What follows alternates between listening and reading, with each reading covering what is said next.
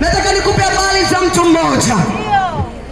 Huyu ni baba mmoja ambaye alikuwa na watoto wake wawili. Mtoto wake mmoja alimwambia baba yake akasema, baba, ni kweli una mali, una fedha, una magari. Naomba unisaidie kiasi changu cha fedha na mali zangu mimi niondoke. Yule baba akasema, haina shida mwanangu. Akachukua mali zake na fedha akampatia yule mtoto wake wa mwisho. Yule mtoto alipochukua zile fedha na mali zake akaenda katika nchi ya mbali.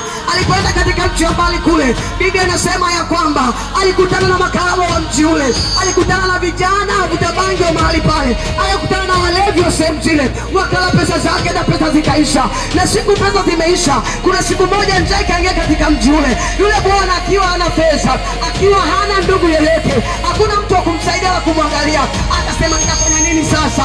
Akapata kibarua katika nyumba ya mtumishi mmoja kulisha nguruwe. Siku moja akaangalia kile chakula, akasema ni aheri niweze kichakula. Lakini siku moja akakaa moyoni wake akawaza, akasema hivi, kwa nini mimi nipate taabu? Kwa nini mimi nipate shida ikiwa katika nyumba ya baba yangu kuna watu wanakula chakula na kusaza? Akawaza ndani ya moyo wake, akasema nitarudi kwa baba, nitamuomba msamaha ya kwamba anisamehe, hata siponita mwana wake alifanya tu kwa mtumwa wake. Yule kaka alichukua hatua yake, akatoka nyumbani kwake aende nyumbani kwa baba. Nataka nikwambie ya kwamba ni mwanadamu ambaye alipotea katika pendo la Mungu. Tukaenda nchi ya mbali huko ambako kule tuliishi katika mateso, ambako kule tuliishi katika ulevi, kule tukaishi katika mateso na manyanyaso. Yule kijana wakati yuko njiani anapoendelea na safari kwenda kwa yule baba, nataka nikwambie ya kwamba alipokuwa kwa mbali akitokea, alipokuwa kwa mbali anakuja katika ile huduma, yule baba alipomwona yule mtoto wake akaangalia akasema, yule ni mwanangu ninamjua, yule ni mwanangu ninamfahamu, yule ni mwanangu ninamtambua. Yule baba akakimbia kwa mbio akienda kumuona mtoto wake. Alipofika kwa yule mwana, alipomwangalia, Biblia inasema ya kwamba alipiga magoti yule baba. Alipopiga magoti chini akimwangalia mtoto wake, namna ambavyo amechoka, namna ambavyo dhambi imemwangamiza, namna ambavyo dhambi imemharibu, namna ambavyo dhambi imemtesa, yule baba akalia akasema, huyu ni mwanangu ambaye nilikuwa ninampenda, huyu ni mwanangu ambaye nilikuwa ninamjua. Akaangalia mavazi yake yameharibika yote, namna maisha yake yako katika uharibifu. Akaita watumwa wake akasema ya kwamba nileteeni vazi jipya, nileteeni vazi jipya. Huyu ni Yesu ambaye tunapenda mbele zake, hata kama ni wenye dhambi, tumechoka tufae, tumevisha vazi la aibu, tunapenda kwa Yesu. Anaita vazi jipya, anakuvisha vazi jipya, vazi la heshima, vazi la msamaha. Hata kama ulikuwa umekataliwa, una vazi la aibu, anaondoa vazi la aibu. Yesu anaondoa vazi la ukataliwa. Huyu baba anakuvisha vazi jipya, anakuvisha vazi jipya, vazi la heshima, vazi la utukufu, vazi la utakaso. Akasema ya kwamba nileteni vazi jipya. Akaletewa vazi jipya, akamwondolea lile vazi la aibu, akaondoa vazi la mateso. Ni Yesu jioni ya leo anakuita ndugu yangu, yuko tayari kukutengeneza, yuko tayari kuondoa vazi la aibu jioni ya leo, yuko tayari kuondoa vazi la mashitaka kwako, yuko tayari kufuta ghadhabu zako zote, adhabu za dhambi zako anazifuta, anakufanya kuwa mwana wake tena. Na ndio maana Mungu anasema ya kwamba wote waliopokea aliwapa uwezo wa kufanyika wana wa Mungu. Wote waliopokea aliwapa uwezo wa kuwa wana wa Mungu. Nataka nikwambie kwamba jioni ya leo, rudi kwa huyu Yesu, rudi kwa huyu baba, rudi kwa huyu Yesu. Anaita mwanaume Yesu, anasema yeye anakupenda, anakupenda pamoja na dhambi zako, anakupenda pamoja na uharibifu wako. Bwana Yesu asifiwe sana. Haleluya, haleluya. Bwana Yesu apewe sifa. Tunakuletea habari za Yesu, Yesu ambaye anasamehe dhambi, Yesu ambaye yuko tayari kubadilisha maisha yako. Na Mungu anasema kwamba Yesu ni njia, kweli na uzima. Mtu haendi kwa Baba bila kupitia kwa huyu Yesu. Yamkini ukasema na dini yangu nzuri, ni kweli. Yamkini ukasema ina ndugu zangu wazuri, ni kweli. Nataka nikwambia kwamba dini haina mbingu ya kukupeleka, wala watu wazuri unawatazama hawana mbingu ya kukupeleka. Yamkini hata wachungaji wako hawana mbingu ya kukupeleka. Njia ya kweli ni Yesu peke yake. Njia ya kweli ni mwanaume Yesu. Njia ya kweli ni huyu Yesu ambaye ukimpokea anafanyika njia kwenye maisha yako, anafanyika msaada kwenye njia yako. Ewe kijana, usiogope ukasema nitawezaje kuishinda dhambi ikiwa bado mimi ni kijana. Nataka nikwambia kwamba huyu mwanaume Yesu anabadilisha. Hata sisi ilikuwa ni ngumu kubadilishwa, lakini tulipomwendea huyu Yesu akatufanya kuwa watoto wake. Tunaishi katika neema ya Bwana. Hata wewe binti, Mungu yuko tayari kukubadilisha, yuko tayari kukutengeneza. Baba yangu, mama yangu, Yesu anaita, Yesu anaita, Yesu anaita. Anasema tazama, ninasimama mlango nabisha, na mtu akifungua nitaingia kwake. Anabisha maishani mwako jioni ya leo, anabisha maishani mwako jioni ya leo, anabisha mama yangu, anabisha ndugu yangu. Anasema njoo kwake upumzike, njoo kwake upate pumziko la dhambi, njoo kwake upate ondoleo la dhambi. Yesu anabadilisha. Yeye sio kama mwanadamu.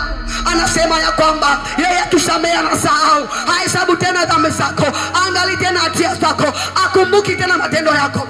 Anakubadilisha huyu Baba, anakubadilisha huyu Yesu, anabadilisha historia yako. Ni yeye umwamini leo, ni yeye umpokee leo, afanyike Bwana na Mwokozi wa maisha yako. Bwana Yesu asifiwe sana. Watu wa Mungu, ni wakati ambao tunakwenda kumaliza ibada yetu. Najua umesikia habari hizi na mkini ukasema nitaokokaje ama nitampokeaje huyu Yesu. Biblia inasema ya kwamba kwa moyo mtu amini atakupata haki, na kwa kinywa chake ukila atakupata wokovu. Jioni leo tumekuletea habari za huyu Yesu. Yesu tunayemsema mahali hapa, hatuna wasiwasi naye. Tuna hakika na maisha yako kwamba akiingia ndani yako anakwenda kubadilisha nia yako, anakwenda kubadilisha njia yako. Ni heri umwamini tu Yesu leo, ni heri umpokee tu huyu Yesu siku ya leo, ni heri umwamini aingie kwenye maisha yako. Anakwenda kubadilisha historia ya maisha yako, anakwenda kubadilisha jina lako jioni ya leo, anakwenda kufanya kuwa mwana wake tena, anakwenda kufanya kuwa mtoto wake tena. Haijalishi ndugu yangu, usijikatie tamaa ukasema mimi siwezi tena, yamkini ukawa atakujiua. Nataka nikwambia kwamba usijue mwana wa Mungu, wewe Mungu anakuwazia mawazo mema, wewe Mungu bado anakupenda, wewe Mungu bado anakupenda. Haleluya, haleluya. Bwana Yesu asifiwe sana. Bwana Yesu apewe sifa. Haleluya. Watu wa mahali hapa tunakwenda kumaliza ibada yetu. Yamkini ukiwa mbali umesikia sauti hii na habari hizi ukasema nataka nimpokee huyu Yesu, nataka nimfanye Bwana Mwokozi wa maisha yangu, natamani aingie katika maisha yangu, alete badiliko kwenye maisha yangu. Mahali popote pale uliko, usimwangalie jirani yako ukasema kwamba utaniangaliaje.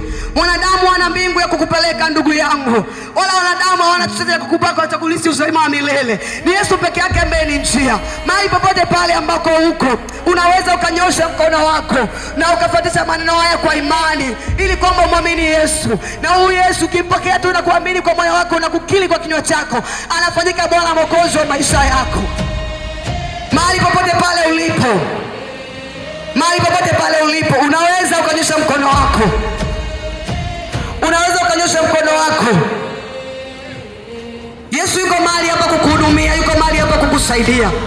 Usiogope mwana wa Mungu, usisikitike. Kama unaweza pia kusogea mahali hapa, karibu sana. Kama unaweza kusogea mahali hapa, karibu sana.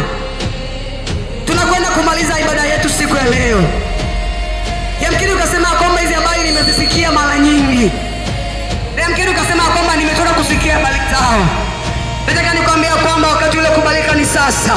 Na wakati wa kumwamini Mungu ni wakati ambako uko na uzima wako. Kuna wakati utafika utamani kumpokea Yesu lakini utashindwa. Yamkini afya ikakusumbua. Lakini kwa wakati una kwa saa huu ambako uko na uzima wako, unaweza ukasogea mahali hapa ili umpokee Yesu. Bwana Yesu asifiwe sana. Kwa wakati huu utakwenda kunifuatisha maneno haya mahali popote pale ambako upo, utanifuatisha maneno haya kwa moyo wako na kuamini, na Yesu anakwenda kuleta badiliko kwenye maisha yako. Sema, Bwana Yesu, ninakuja mbele zako. Mimi ni mwenye dhambi. Naomba unisamehe dhambi zangu zote. Naomba ulifute jina langu kwenye kitabu cha hukumu, na uandike jina langu kwenye kitabu cha uzima. Kuanzia leo mimi ni mwana wako. Kuanzia leo ninakupokea Yesu, uwe Bwana na Mwokozi wa maisha yangu. jina la Yesu. Amen. Amen. Amina. Karibu Apostle David, utamalizia kwa ajili ya maombi ya kuombea, lakini pia kwa ajili ya wagonjwa. Amen. Bwana Yesu asifiwe.